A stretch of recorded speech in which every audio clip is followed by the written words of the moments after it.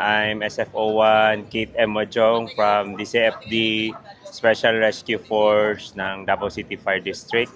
So, makita ninyo diri ang mga rescue equipments na ginagamit namo for high angle rescue, which is the quad pod, then ang ating mga mainline, belay line for howling system, no, gamit ato ang multi-purpose device and industrial descender.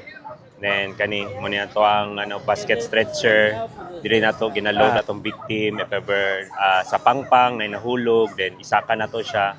So muni siya ang among ginagamit for high angle rescue. Then kani siya tech light, no, for sa mga ngit-ngit na mga operations. So waterproof siya. Then rechargeable. Then about mga 8 hours na straight na straight na lighting Then kani is muni ato ang leather snake cam, no, ginagamit sa collapse structure. So muni daw among gigamit sa actual dito sa katong nahitabong earthquake dito sa Save More sa Sarangani. So di ba na naipit katong tulo ka individuals, so isa ka individual ato na naipit siya sa poste. So na may nakita namo na by visual inspection, so nakita namo isa ka kanang footwear. So to confirm, nagamit mi aning snake cam, so pwede ni siya ma-extend, so pwede ni mo manipulate ang tumoy. Then na-confirm namo na gid dito ang mismong victim. So that's the time na gi-breach na mo siya, then gi-retrieve na mo ang katong body sa atong victim.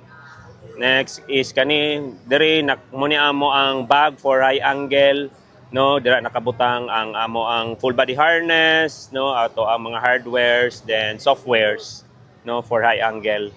So kani siya mga detectors, no, detectors for hazardous materials, CBRN and WMD. So kani siya na detector, kaning Curay, ginagamit for air monitoring. Putahay na ay mga gaseous na mga hazardous materials. So ma-confirm nato na dito sa presence katong sa itong area is na hazardous materials which is dangerous to life and death, no. Then kani siya is for radiation, kung tayo na ay radiation na mga radioactive materials, so ginagamit siya.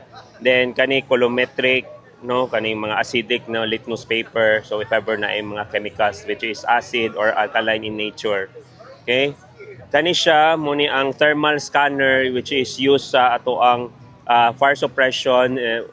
Helpful siya to identify the cause of the fire, no, kung asa gyud siya ang particular location. At the same time, used for rescue kay makita man nato ang mismong area kay di ba pag smoke, no, na ay di ba smoke ngit-ngit kayo, wala kay makita. So because of this thermal scanner, so you'll makita na mo ang way, no, kay because ang kainiton mo radiate sa walls, so mas makita na nimo ang mga walls, and at the same time makita nimo tong victim, so madali lang nimo ang pag-search. Ano siya, ginagamit po namo ni sa hazmat at the same time sa WMD, no, o CBRN, which involves reconnaissance na which is chemical in nature, no, nang involved pero gigamit siya sa terroristic attack. So ang mga terrorist manggod usually or sa mga illicit labs ginagabutang sila og mga booby traps, no, before any actual na tao gud na mosulod, ginagamit nato ang kaning iris robot to reconnaissance para to have a first hand view of the area kung naay mga bomba, no, na pag abre nimo sa door mo explode siya.